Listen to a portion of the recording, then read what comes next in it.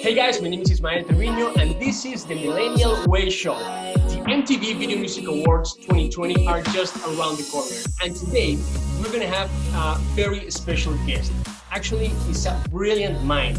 Her name is Jamee Ranta. She's an American producer, CEO of Artifact Content, and executive producer of Boy in the Castle. She's known for her work as a music video producer, working with artists such as Justin Bieber, Cardi B, Selena Gomez, Kendrick Lamar, Balvin, Maluma, Halsey, Jennifer Lopez, Demi Lovato, DJ Khaled, Chance the Rapper, Marshmallow, Megan Trainor, DJ Snake, Kygo, The Weeknd, Panic at the Disco, Diplo, Bon Jovi, Seth, the ex-ambassador, Post Malone, among many others. I mean, that's why I say this is a brilliant mind, and it's amazing what she have done in her career, and also in the commercial credits side includes working with clients such as Marvel, Allure, Vogue, Coca Cola, Pepsi, L'Oreal, LG, and Fiat. She has produced content in television as well as documentaries, web series, short films, and feature-length films also. Wow. That's an impressive list. It's a pleasure and an honor, Jamie, to have you today on the Millennial Way Show. Welcome. Thank you so much. Honestly, that's the first time I've heard that out loud. So I was like, wow, thanks. I guess I got a lot of stuff done there. It's crazy, no? That is impressive. I have to cut it out because it was like really long. So, anyways, Jamie, before we start to talk about your career and everything that you have built in this short time, let's talk about the MTV Video Music Awards. That is actually, it's going to happen in a few hours. Your work just received 5 nominations for these VMAs. Can you please tell us which are these nominations and which artists are you working with this? Yes. So for the Song of the Year, it was Circles by Post Malone. The video was incredible. It was a lot of intense work, very hot, hundreds and hundreds of people. Very excited for it to be nominated for something. That was such an exciting video. Then I have Ritmo, which is for Best Collaboration, and that's the Black Eyed Peas featuring Balvin. Then we have You Should Be Sad, which is Halsey's music video for Best Pop. And then I have both Amarillo by Balvin and Pena with Balvin and Maluma for Best Latin. So fingers crossed. Hopefully we win something on Sunday. That sounds very amazing. Jamie, with your position, as a executive producer, how much you were involved in the work video process with Maluma and with Balvin? Okay, so I work very closely with the director in terms of with the creative and putting together the creative. So he'll come up with an awesome idea and I'll help bounce some ideas off of him, and then it's up to me to figure out how to make it all work. So for the Pena video, it took a lot of, we shot that in New York and there was a lot of crew members involved. So I hire all the team, the key players. I oversee any communication with the management or Colin, our director. And same with Amarillo, that one was incredible. We shot that in Los Angeles, and that was a huge set build with a lot of set extension and visual effects. So that was quite a complex video to put together. Super exciting. One of my favorite videos from his album Colores, just because I love that face shot with the electricity coming out of it. That performance with the half yellow, half orange, that is my favorite setup ever. So it was really exciting to create that. It was such a massive set, a lot of complications. We had some issues with the duck falling and crashing right before the shoot. And it was really exciting to see everyone scramble and put it all together. So working with them is great. Both Maluma and Balvin are incredible people to work with, and I don't know, it's just such a pleasure. Jamie, what's your opinion of these Colombian artists and what they are conquering, what they are accomplishing right now in this, in the Anglo world? Oh, wow. So it's massive because for such a long time, all of pop music and music in general, mainstream music has been very American influenced. And to see these, Colombian artists come up and kind of like take over the mainstream is just powerful, and I'm very honored to like be a part of it and to see that type of culture and influence brought into the mainstream. I think it's very important to be able to have more diversity in the content that we have and the content that we create at the top. So I support it. I'm proud of them. They're both very different artists in different ways, but to see like them come up and really like shine, it's not like a Colombian thing, it's a worldwide thing, and with a Colombian flavor. So I'm very, very impressed with what they've been able to accomplish. How do you end up working with both of them? We were working with Jose. And then I think that his manager Fabs recommended us for the video of the collaboration that they're doing together. So it was kind of like that. I also used to work with Jesse Terrero back in the day. He does a lot of Maluma videos. So it's just kind of like everyone gets to know each other, a fairly small community. Excellent. Jamie, let's talk about your success in the industry as a video music producer, rock star. How all this started? Oh man, that's such a hard question. Everyone always asks me that.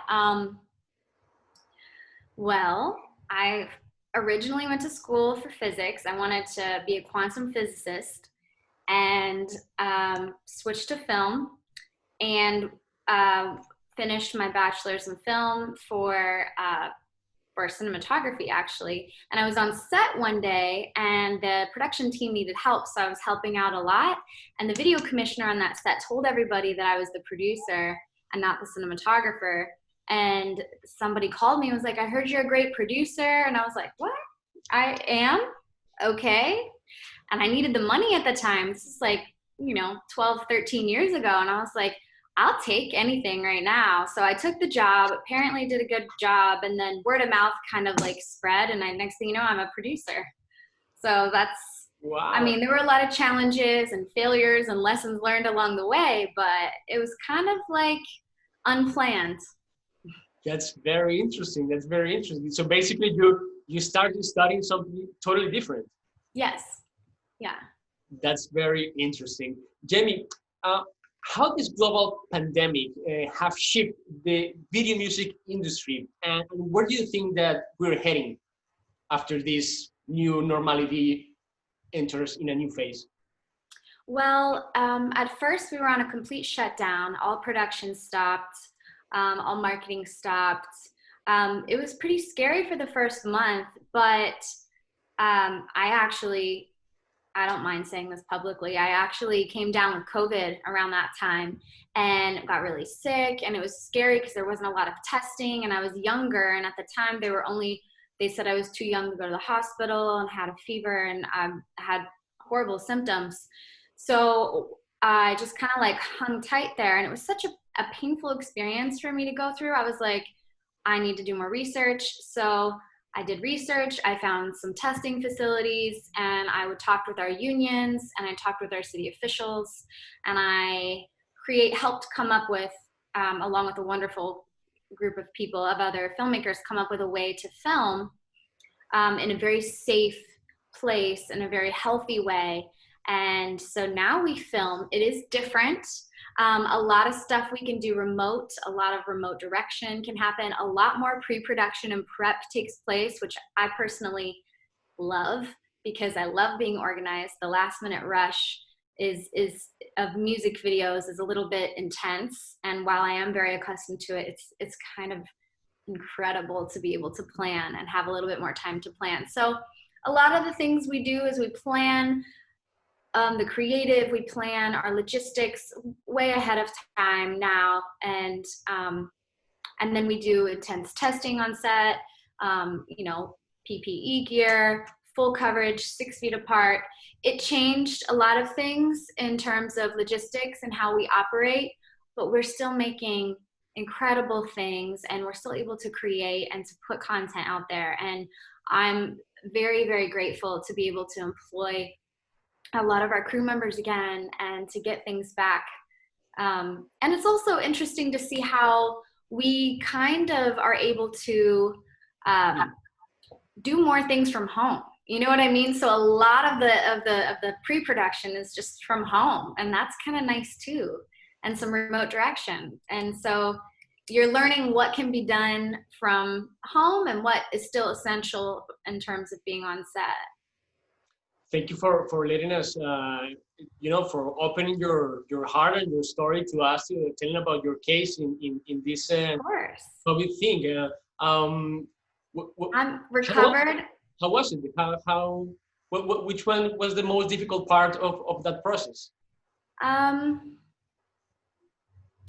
I think that the most difficult part of the process was not having answers, not understanding what it is, and just, trying to ride the wave of uncertainty.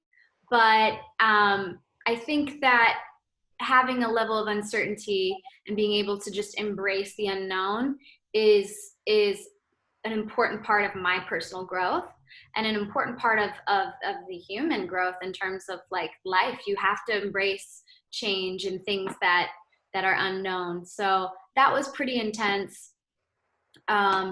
The physical part was tough the first few days, and then overcoming it, getting antibodies, healing, learning so much about the process, and then utilizing that experience in order to create this type of like environment where it's safe for my crew members so that they can get back to work, that they can start feeding their families, and we can start creating incredible content, all from a safe distance.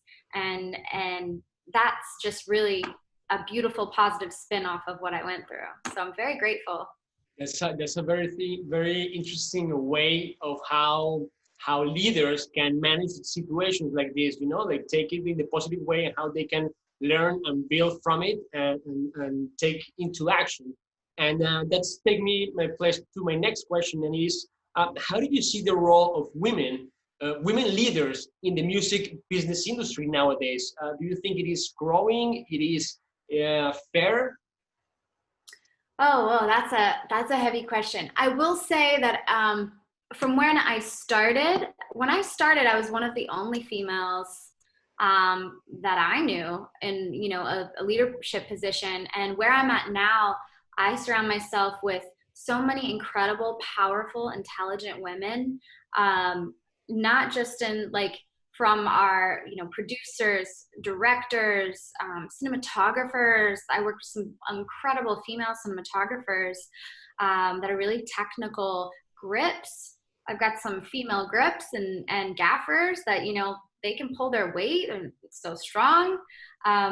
It's changed a lot. And while I do think a lot of progress still needs to take place in terms of equality, I am very grateful for the growth that I've seen in the last 10 years in my specific industry, and how a lot of our stories and our narratives is opening up to be more vulnerable and more have a different perspective, maybe that female perspective. So I think that little by little there is progress, and for every 2 steps forward there might be a step backwards. But as long as we continue to have a conversation in a mutual respectful way, then I think that we're really getting to where we should be. I've seen in following a little bit about your life and what you share in your social media, different feeds, that you're very, passionate and active in terms of social issues. For example, the Black Lives Matter movement, or raising awareness about the global warming concerns. How important for you is to raise our voices, at least these new generations, to tackle these issues? I mean, it's critical, especially at a moment right now, in terms of, with elections coming up. I highly recommend everybody go vote.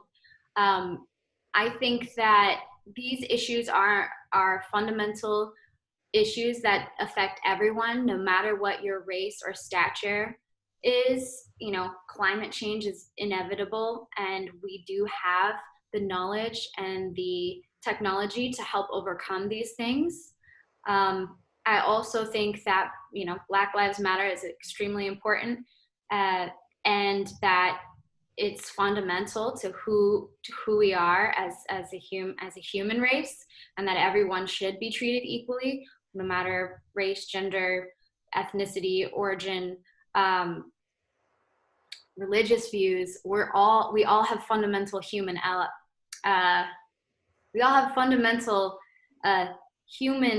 values, regardless of what we believe or what our background is. And I think that those couple of things are very, very fundamental to all of us. So.